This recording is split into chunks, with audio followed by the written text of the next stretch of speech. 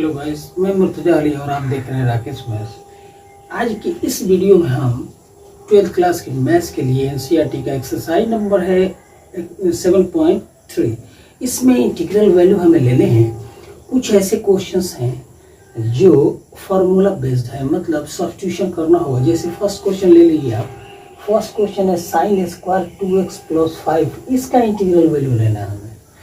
तो हम जानते हैं कि cos 2x cos 2 थीटा ये फॉर्मूला है। इसको या तो cos में कन्वर्ट कर सकते हैं या साइन में, जैसा नीड हो। यहाँ पर नीड है साइन स्क्वायर 2x + 5 के लिए हमें रखना है, सब्स्टिट्यूट करना है। तो cos 2x को हम लिख सकते हैं कि 1 - 2 sin स्क्वायर x। ये रिलेशन हमें ये इंफॉर्मेशन देता है कि जो एंगल cos के साथ है 2x है और यहाँ x है, इसलिए यहाँ पर हाफ हो गया है, तो इसको हाफ एंगल फॉर्मूला कहा जाता है। मतलब हम तब साइन स्क्वायर एक्स के लिए लिख सकते हैं कि 1 - cos 2x/2। तो यहाँ पर साइन स्क्वायर एंगल है 2x + 5।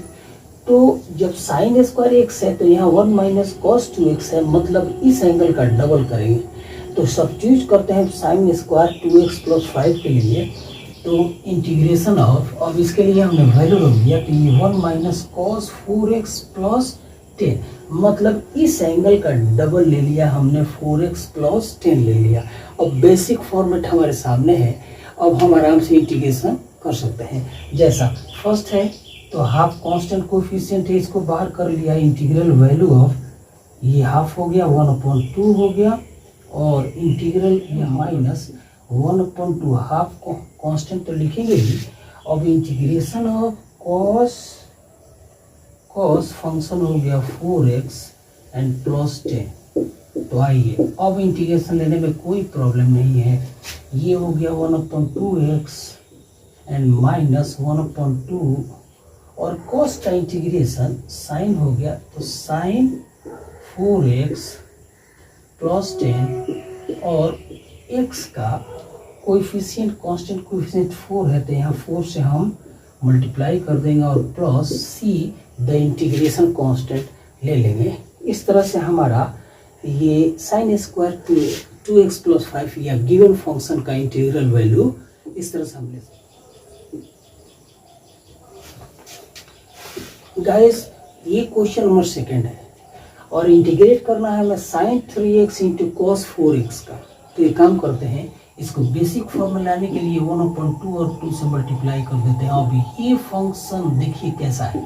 आप फॉर्मूला जानते हो 11th क्लास में ट्रिगो फंक्शन में 2 sin c × cos d के लिए हम, ये एक ऐसा रिलेशन था जो आप जान चुके हैं, मैं याद दिला रहा हूँ।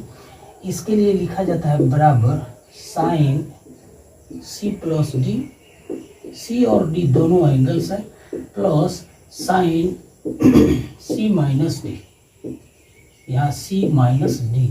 तो हम इसलिए इसको 2 से मल्टीप्लाई कर लिए, तो 1/2 से भी मल्टीप्लाई करना हुआ।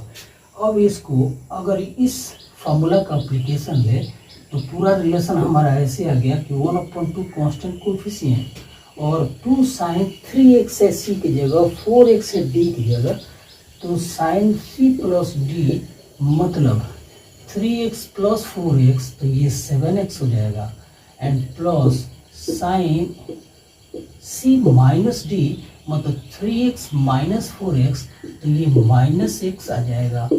और यहाँ पर हम dx लिख लेते हैं। तो एक बार और अगर लिख लिया जाए और दोनों टर्म को अलग अलग कर दें, तो 1/2 फर्स्ट पार्ट हो गया आपका sin 7x, इसका इंटीग्रेशन आराम से हो जाएगा।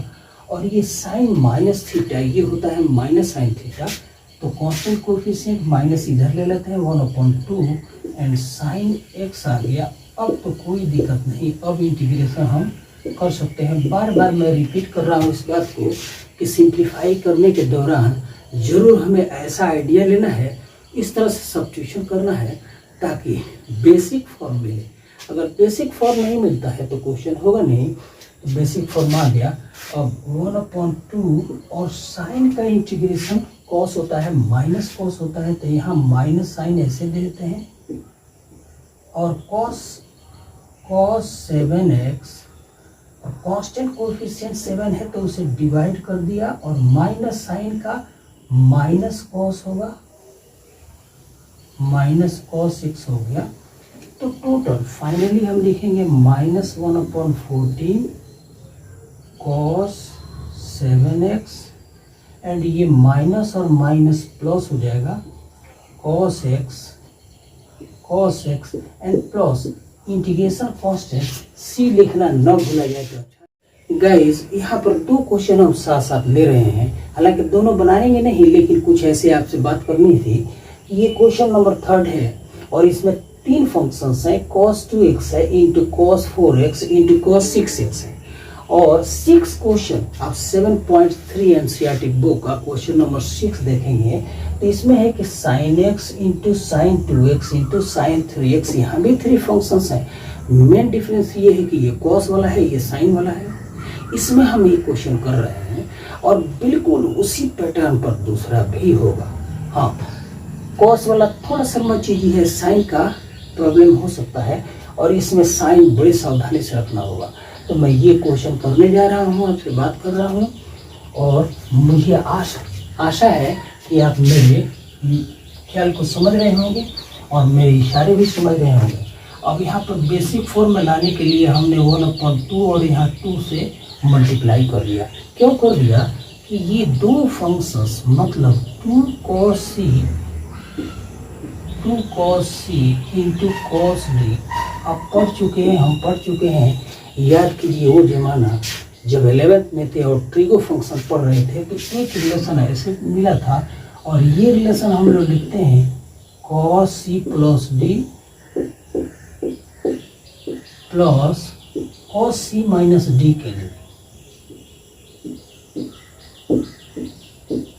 तो अब ये 2 cos 2x into cos 4x, इससे हम इतना लिखेंगे जहाँ c और d दोनों एंगल को रिप्रेजेंट करता है।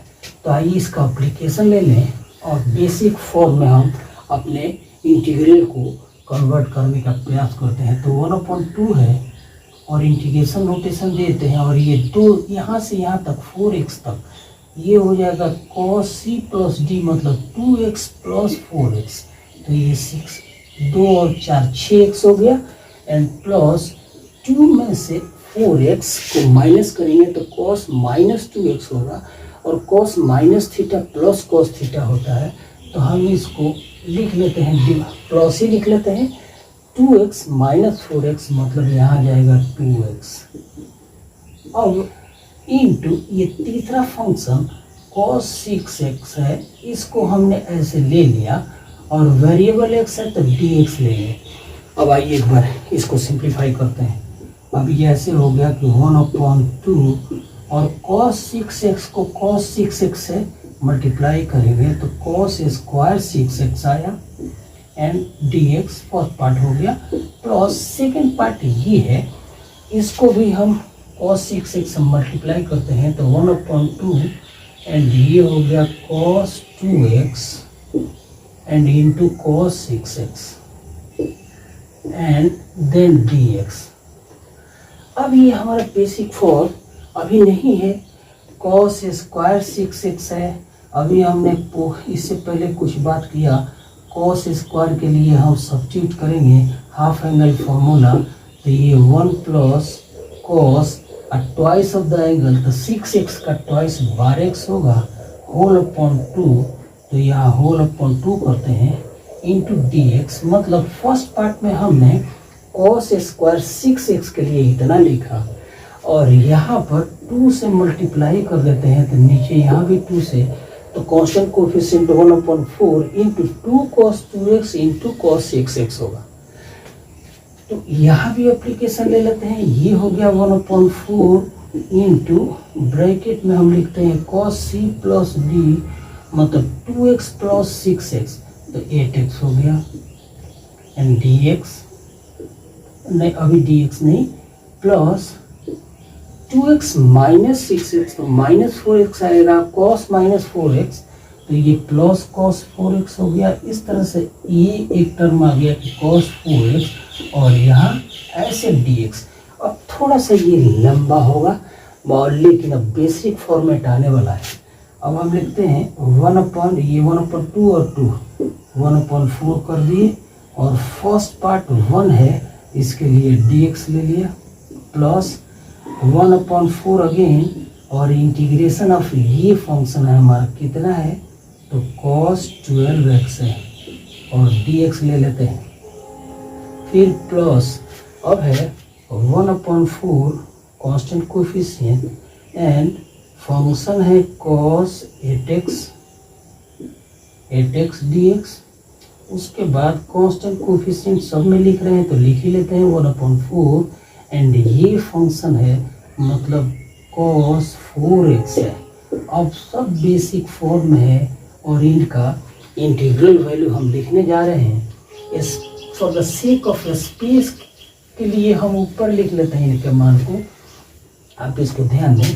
अब ये हम इंटीग्रल वैल्यू यहाँ लिख रहे हैं 1/4 dx है तो 1/4x हो गया, plus second part constant coefficient 1/4 और cos 12 का इंटीग्रल वैल्यू sin x होगा तो sin 12x हुआ, और x का कोएफिशिएंट 12 है तो यहाँ 12 से गुणा कर दिया, प्लस अगला फंक्शन है ये, तो यहाँ पर लिखेंगे 1/4 इंटू 8 एंड sin x मतलब sin 8x, फिर अगला फंक्शन 1/4 एंड कांस्टेंट कोएफिशिएंट 4 है तो 4 से मल्टीप्लाई करके, और साइन cos 4x का इंटीग्रेशन sin 4x, और उसके बाद इंटीग्रेशन कांस्टेंट। इस तरह से दिए हुए फंक्शन का बड़े ही स्लोली हमने इंटीग्रल निकाला और ये आया। आप इसको सिंप्लीफाइड फॉर्म में लिख लें